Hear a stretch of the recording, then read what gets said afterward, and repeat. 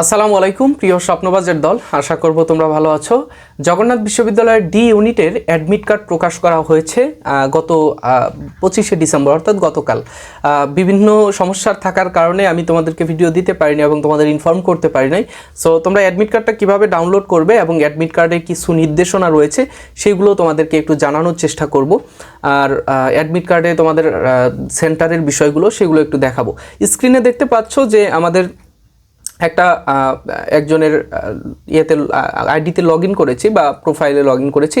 ড্যাশবোর্ডে আসলে এখানে তোমার তথ্যগুলো দেখতে পারবে এবং নিচে দেখবে যে এখানে যেই ইউনিটগুলোতে সে আবেদন করেছে সেই ইউনিটগুলোর এখানে বিস্তারিত দেওয়া রয়েছে। সি ইউনিটের আবেদন এখানে দেওয়া রয়েছে।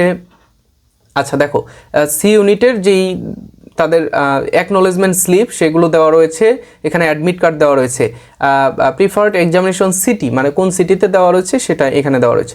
আচ্ছা, এরপরে ডি ইউনিটের অ্যাডমিট কার্ড দেখো কিভাবে ডাউনলোড করবে। এখানে এসে এই যে অ্যাডমিট কার্ড এখানে এসে তুমি ক্লিক করবা, করার পরে অ্যাডমিট কার্ডটা ডাউনলোড করবা। ঠিক আছে।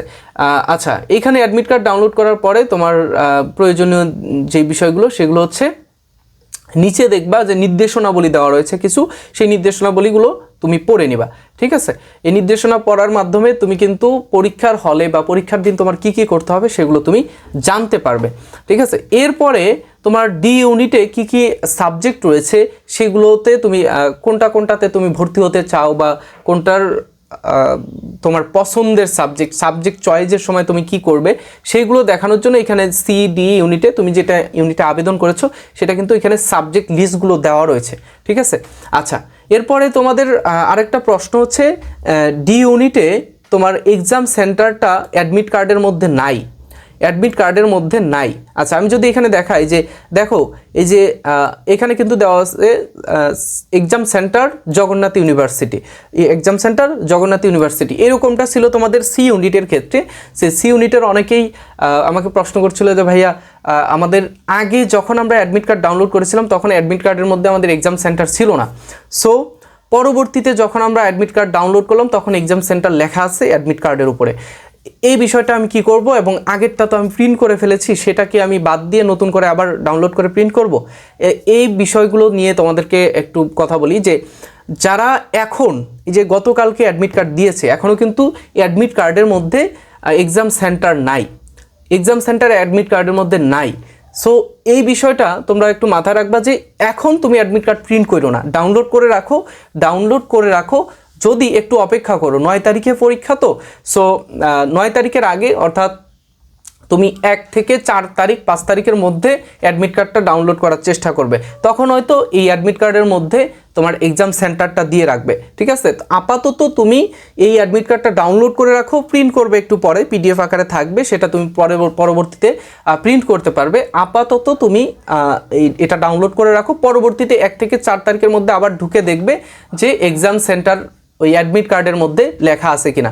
যদি থাকে তাহলে সেইটা তুমি প্রিন্ট করবে, আর এখন যেটা থাকবে সেটা ডাউনলোড করা থাক। ঠিক আছে।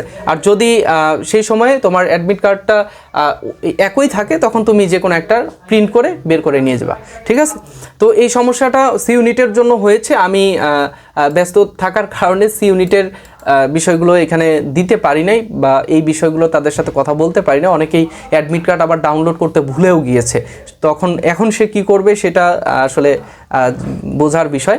যাই হোক, তো এটাই ছিল সর্বশেষ ডি ইউনিটের জন্য আমরা দৌড়াথন ক্লাস নিয়ে আসবো গাণিতিক বুদ্ধিমত্তা বা আইকিউ এর জন্য। সো তোমরা প্রস্তুত থাকবে এটাই প্রত্যাশা করব। নেক্সটে তোমাদের সাথে আরও গুরুত্বপূর্ণ বিষয়গুলো নিয়ে কথা হবে।